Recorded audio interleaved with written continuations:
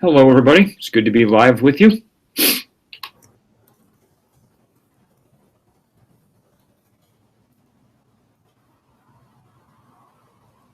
It's a beautiful, beautiful day in Vermont. We finally got some cold weather, and it feels like it should for once. And we're sadly missing all the snow that's coming down to Washington today up where I am, but we're watching them with envy.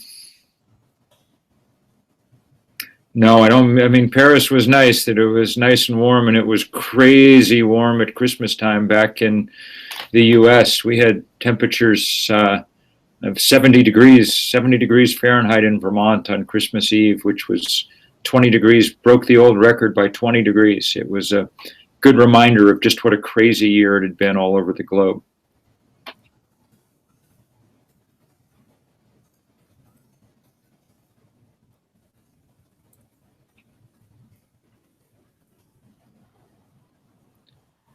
Sure. Well, my work has sort of several parts. By profession and history, I'm a writer. And I wrote the first book about climate change for a general audience way back in 1989, i.e., long before many of you were born. And at the time, I was enough of a journalist to know that it was a great story. But I was also enough of a human being to know that I was taking sides, that I didn't want the earth to heat up and blow away. So I've kept writing a good deal, but in the last 10 years, I've become more and more of an activist as well. With 7 college students, I founded 350.org in 2008. And since then, that's kind of emerged as the first sort of big grassroots climate campaign around the world. And our work is focused on big education around the world. We've done about 20,000 demonstrations in every country except North Korea. It's focused on fighting infrastructure projects, the Keystone Pipeline being a good example, but only the most prominent of those thousands of fights that are underway all over the world. And it's focused on going after money in the fossil fuel industry, with the divestment campaign globally being the kind of most prominent example, I guess.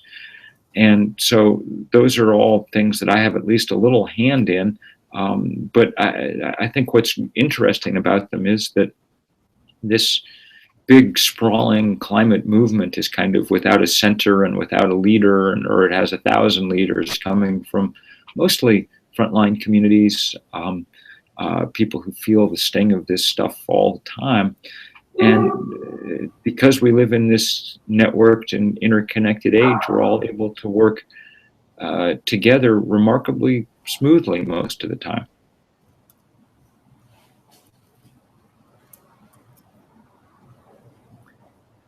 I didn't think that 7 people when we started, I guess we were foolish enough not to know that we couldn't do any of this stuff. And I remember sitting around with this crew of 7 college students, and we noticed that there were 7 continents. So each one took one to go organize. And the guy who took the Antarctic also had to take the internet, and we set out. And of course, immediately what we found was that there were lots of people in lots of places that, even if they didn't think of themselves as environmentalists, were very concerned about hunger, about public health, about war and peace, about development, about women's rights, about all the things that you can't have on a degrading world, and they became the linchpins. Most of the people doing the organizing at 350.org around the planet turned out to be poor, Black, brown, Asian, and young, because that's what most of the planet consists of. And they've done an astonishing job. The problem, of course, is that we're way behind. I kick myself for waiting too long to get started in many ways. And now we have the horror of watching just how fast the world is changing, and trying to catch up and always being behind. I'm so struck this week by these horrific stories coming out of South America and Latin America about the rapid spread of this mosquito-borne virus called Zika. It's spreading very quickly because mosquitoes like the warm, wet world that we're making. And as a result, as of today, the health ministries in Colombia, Venezuela, Jamaica, El Salvador, and parts of Brazil have told women to postpone having babies for the next couple of years. That's such a horrifying notion that I can't hardly even wrap my head around it, that we've let things go to the point where this most basic, essential, and beautiful of human activities is called into question.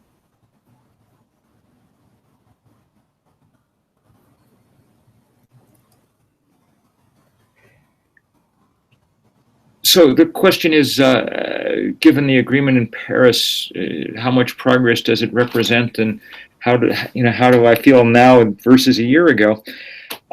Look, Paris did about what we all expected it would. There was some good rhetorical progress, especially the commitment to not letting the temperature rise more than 1.5 degrees Celsius. There was not that much programmatic follow through. If you add up all the voluntary pledges that countries made, we still have a world where the temperature goes up about 3.5 degrees. But at least they've given us that tool to work with, that 1.5 degree target to try and hold them to. Because from now on, when anybody wants to propose a new coal mine or a new pipeline or a new oil port or a new anything in the fossil fuel world, we're going to say to them, well, you can't do that because you've said you're trying to keep the temperature from going up more than 1.5 degrees, and clearly that's not compatible with it. I do think that the fact that we got any agreement out of Paris signified two things.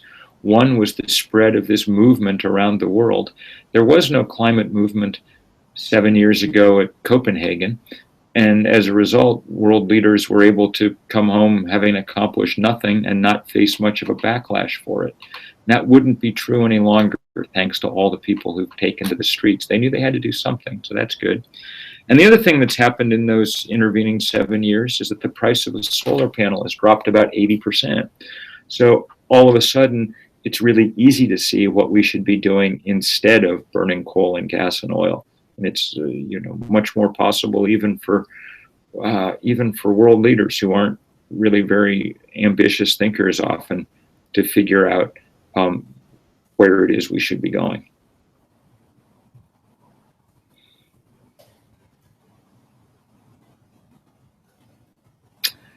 Well, as I say, I thought the most important outcome of the conference was that 1.5 degree target that people set, and the remarkable advocacy from low-lying island nations and others that went into it being chosen.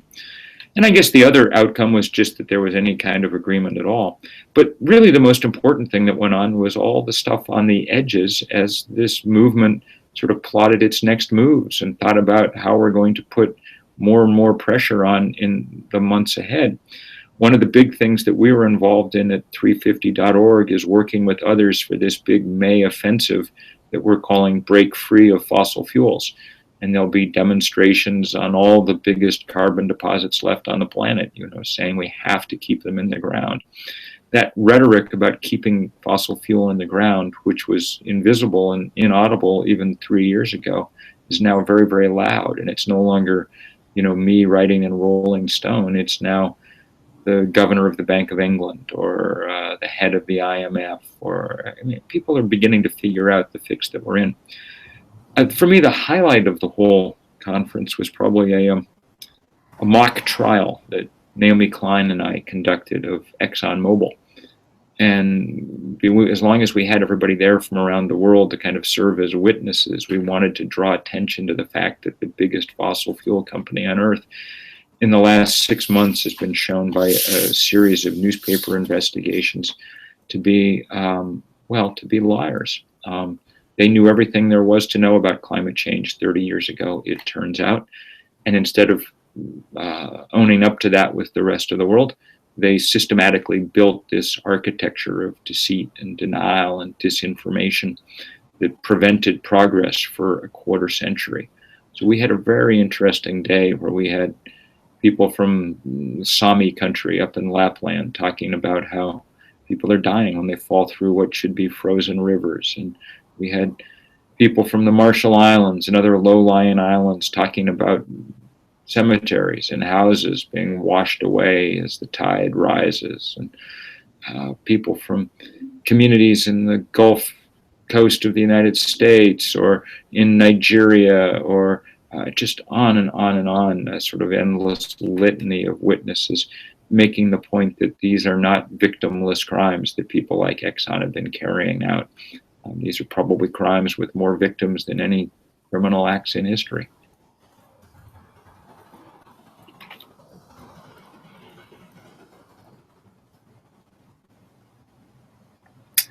I think Exxon, and the other big oil giants are, they're at the zenith of their power now. They've made huge amounts of money in the last decade, but I don't think that they're nimble enough to they don't seem to be able to figure out that they're going to have to switch. Now, they could own a lot of this transition if they were smart, because they've got bundles of cash and they could use it to be quickly putting up solar panels and windmills and things. But they don't like that business quite as much. They'd like to hold on to the one that they got if they somehow could, because they make even more money doing that. I mean, you can make some money putting up a solar panel, but once it's up there, you get the power for free when the sun comes. And to Exxon, that's a crappy business model, because they'd much rather just be endlessly sending you boatloads full of oil to burn,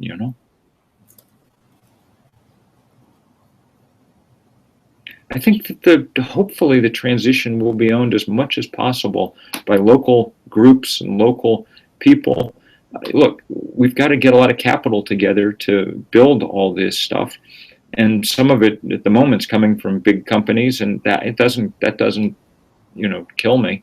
But it'd be much better if it was, to the degree that we could, that all, as in Germany, where much of the ownership of these new assets belongs in the hands of local people, community groups, even churches and things.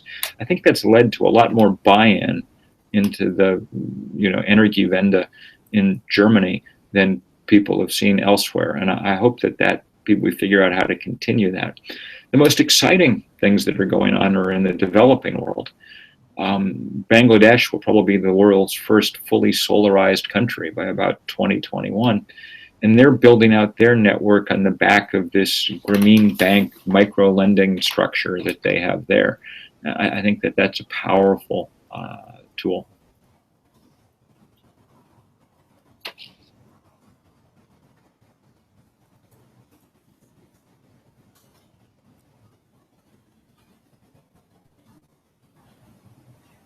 Sure. I mean, look, we're having to fight with the utilities everywhere, and sometimes it's just ludicrous. In the United States, the big utilities are trying to block solar panels on people's rooftops in places like Nevada and Arizona that get more sun than almost any spot on Earth. In Florida, it's very hard to put up solar panels in the Sunshine State. The big boys are not happy at all with these changes, and so it's going to be a continuous fight. Month after month, year after year. I hope no one came away from Paris with the idea that we were sort of had won such big victories that we didn't have to do anything anymore.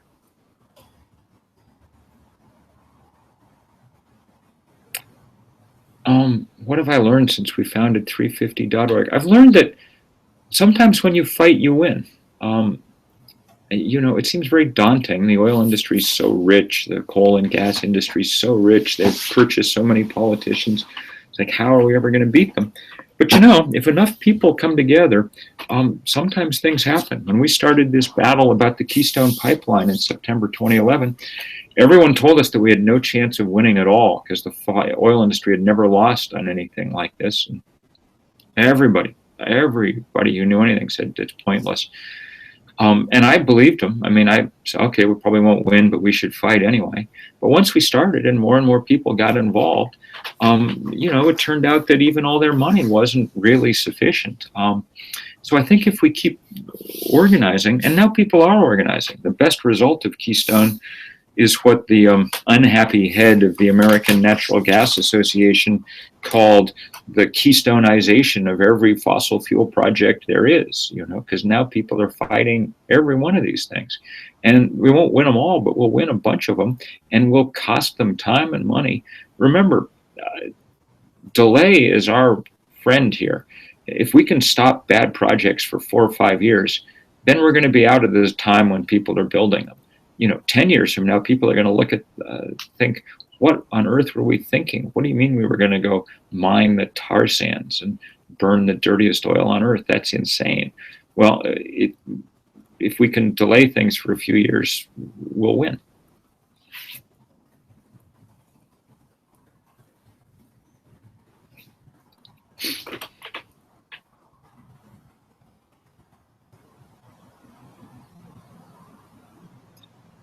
Yeah, in developing countries with state-owned fossil fuel companies, it's hard to break through, although good organizing is good organizing almost everywhere. And it's been great fun to watch people in South Africa starting to win big fights. Africa is very interesting. I think that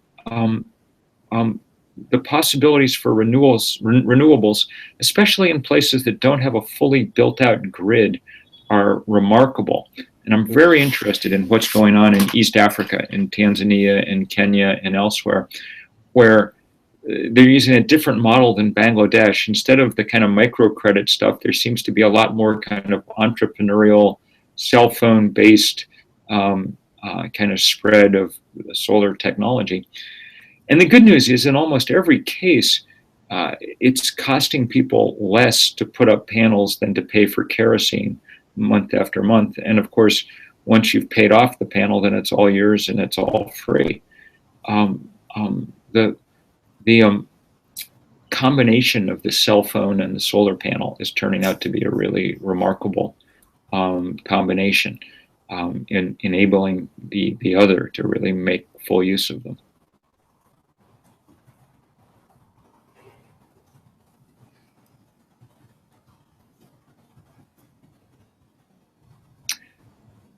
I think that's exactly right. Cell phones and solar are a potent combination because they're decentralized. They require much less infrastructure, built infrastructure, much less big centralized investment. They're far more flexible. And so in a certain odd way, the developing world has the advantage of not having to kind of disassemble the existing infrastructure that we have in the West. Now, what is really needed is a follow through on this theoretical commitment made in Paris to big financial aid flowing from the North to the South in order to help this happen. That $100 billion figure keeps getting tossed around, $100 billion a year, but it's completely unclear what it means and whether it's really going to happen and in what form. We actually need far more money than that, and we need to spend it very quickly in order to help countries leapfrog the fossil fuel age and do it fast.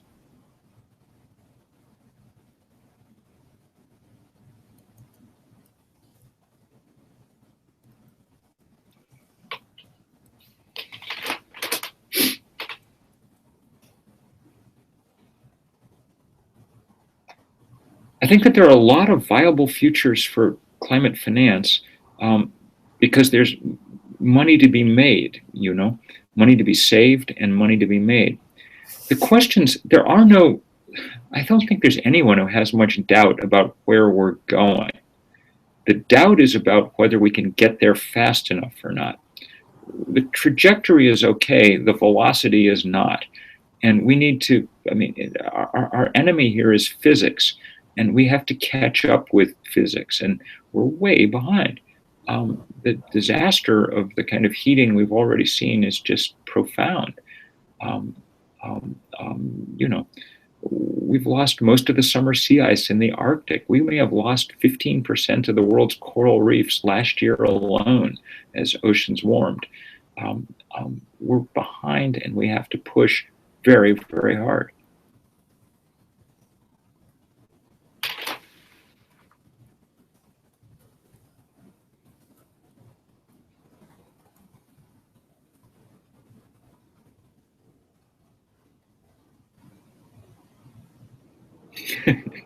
Well, it's easier for Jim Lovelock to say that we should just enjoy life because we're cooked, because Jim Lovelock's in his 90s.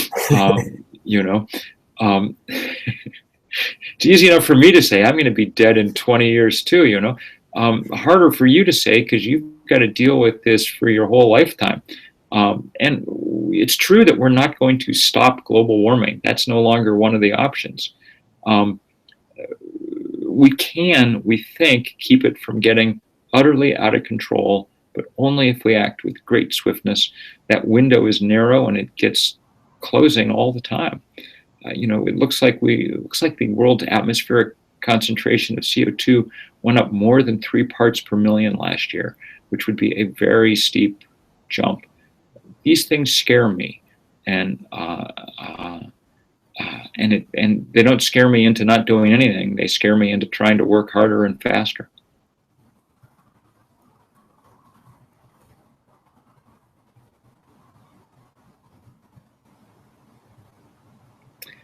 The jump in carbon and things? Well, because we're still burning huge amounts of fossil fuel, and there's a ton of inertia in this system. And unfortunately, we've already heated the planet to the point where it's degrading to some degree the ability of forests and oceans to soak up carbon. So just at the moment when we need those natural sinks working most effectively, we're damaging them somewhat. And it's why quick action is required. But that increase in carbon will keep going on for some years, even if we do everything right.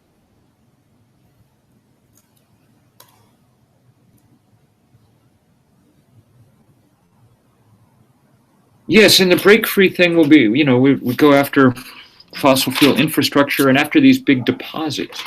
The things that aren't yet built are the easiest to stop. So, for instance, in Australia, the huge mine in the Galilee Valley, the Carmichael mine, that would be the biggest coal mine on Earth.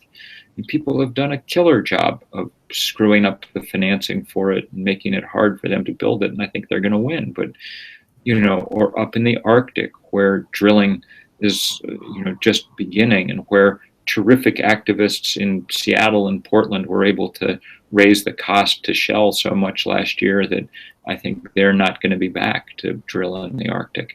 And then we have to figure out how to start shutting down existing coal-fired power plants and fracking wells and everything else. But building new stuff is the single biggest mistake, because that means that if you build it, you extend the life of the fossil fuel age another 40 or 50 years till the thing is paid for, and we just can't do that anymore. As to, yes, you're right, it's going to win a few enemies to take this on. That's the point. This is a real fight. It's not an argument. And the other side has incredible amounts of money. So our job is to use our currencies, which are the currencies of movement, passion, spirit, creativity. No, I think a Gandhian peaceful protest is precisely what we need. And in fact, Nelson Mandela spent most of his life and had his most effective work doing nonviolent work of civil disobedience too. Mandela's a great hero. I think that the biggest favor we could do the fossil fuel industry is, violent attacks on them. People need constantly to be reminded that it's the fossil fuel industry that's behaving radically and violently in the world around us. And the tools of Gandhian nonviolence were probably the most important new technology of the 20th century, more important than nuclear power or genetic technology or anything else. The ability of the weak and many to overcome the very powerful but few is a remarkable turning point in human history. And we owe an astonishing amount to Gandhi, to King, to Mandela, to others who pioneered that kind of astonishing jiu-jitsu.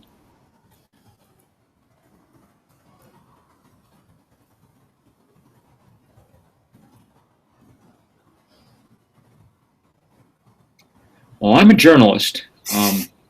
That's where I come from, and it's what I still do. I wrote 3 or 4 op-ed pieces this week, and doing lots of writing all the time. And journalism is extraordinarily important. It's how we communicate, how we get ideas across. And journalists are slowly getting better at dealing with climate change. For a long time, it was just, he said, she said, back and forth with the few climate deniers and things, and it really was not a good chapter in journalistic history. But increasingly, we're seeing remarkable stuff. I'd recommend everyone go read these 2 series of documents, sort of investigative reports on Exxon. One comes from the website Inside Climate News, and the other comes from the big metropolitan newspaper, the Los Angeles Times, with an assist from the Columbia School of Journalism. And both of these are models of strong newspaper investigations of the fossil fuel industry, and we need more and more of it.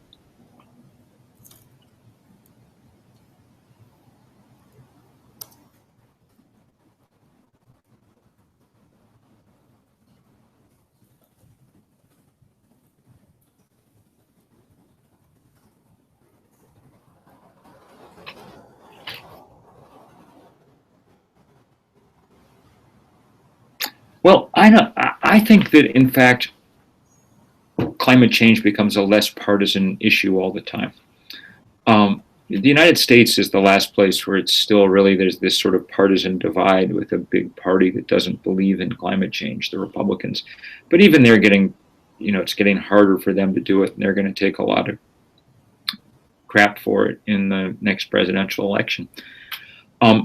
So I think it's actually an easier moment to be a climate journalist than it's been for a long time.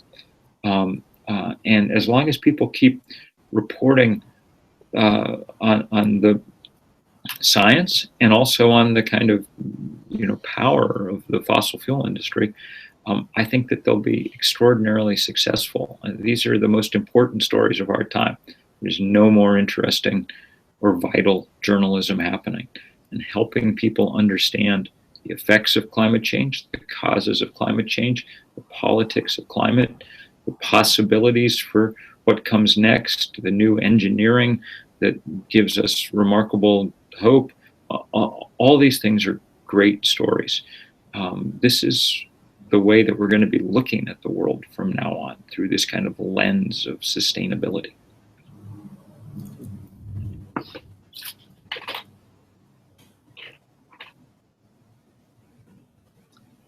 Well, the last months of Obama's gotten better as he's gone along on climate stuff. He didn't do a damn thing about it in the first term. In the second one, he's done a few things. He's stood up to the coal industry. He's blocked the Keystone Pipeline after much protest. And he, worked reasonably hard to get a reasonable agreement out of Paris. And I think we'll get a little more out of him in the next while, but most of his administration has been devoted to this all of the above energy policy, where he's done a lot of oil drilling and everything else as well.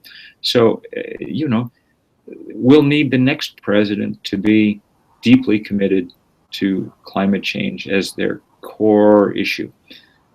So far, the only candidate who's really been saying that, who will answer the question in a debate, what's the most important issue in the world? It's climate change, has been Bernie Sanders from my home state of Vermont, which is why I've gone out and done a little campaigning for him.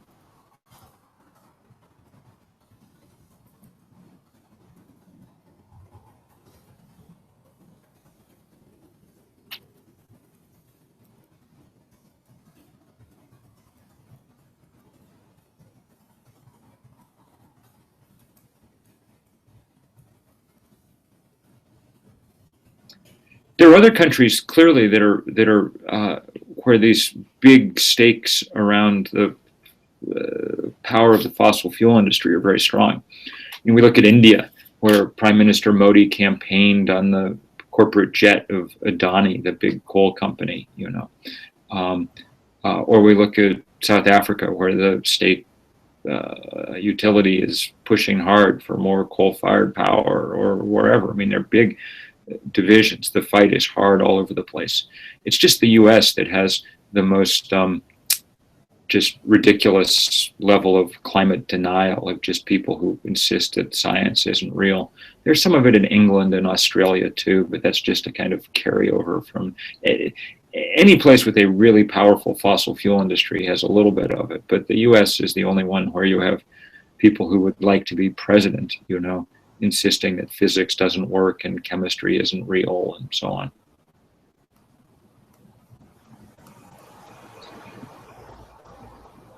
I'm looking at this question from Belgium.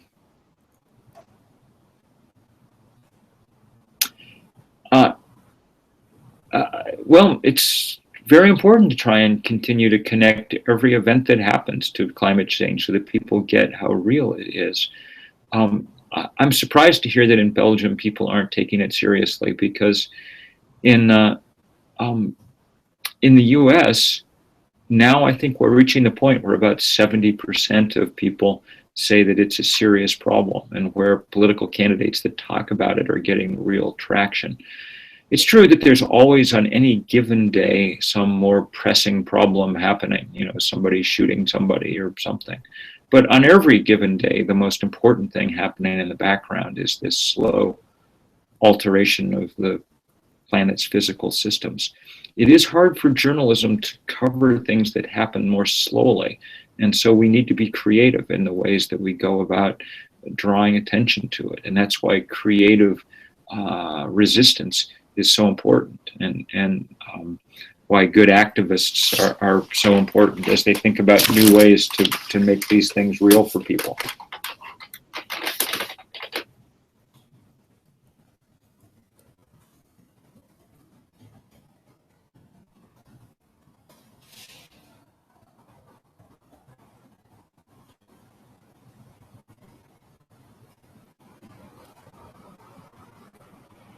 Yeah, I think one of the saddest things in the world is watching developing countries still trying to hitch their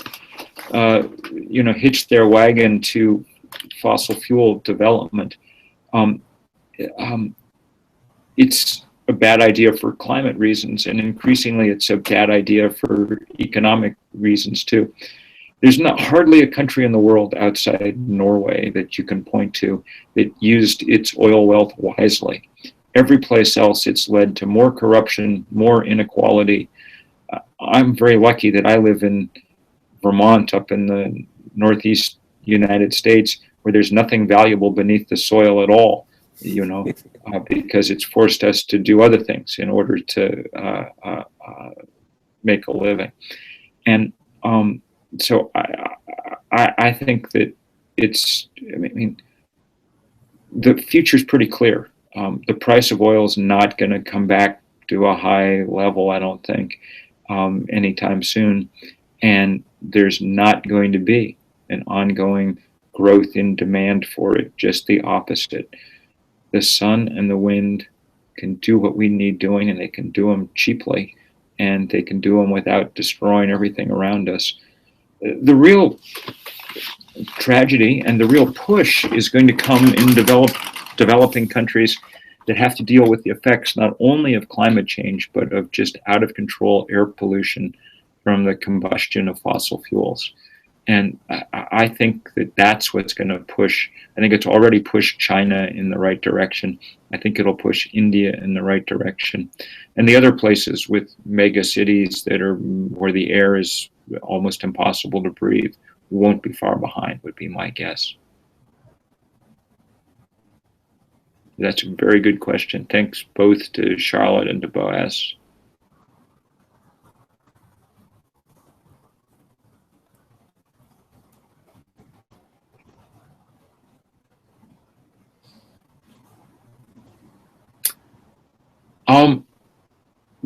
I think that journalists should keep tracking everything to do with fossil fuel financing, and I think that this divestment movement has pushed the fossil fuel industry hard now, and they're beginning to have to recalculate what they're going to be doing. And that'll be interesting to watch. There are going to be a lot of battles going on, because they know that they only have a few years left to try and build what they need to build, and we know that we only need to stop them for a few more years. I also think that the rapid spread of renewables is one of the great stories of our time. And I think always the backdrop of it all is continuing to write and cover the saga of the physical transformation of the earth as it warms. It's one of the probably the most remarkable thing that humans have ever seen. And so writing about it over and over and over again is very crucial. And I just want to thank you all for your work. The work of journalists bearing witness to what's going on is absolutely essential. And it's certainly been my life's work. And it's very good to have all of you as colleagues in this work. So thank you very much.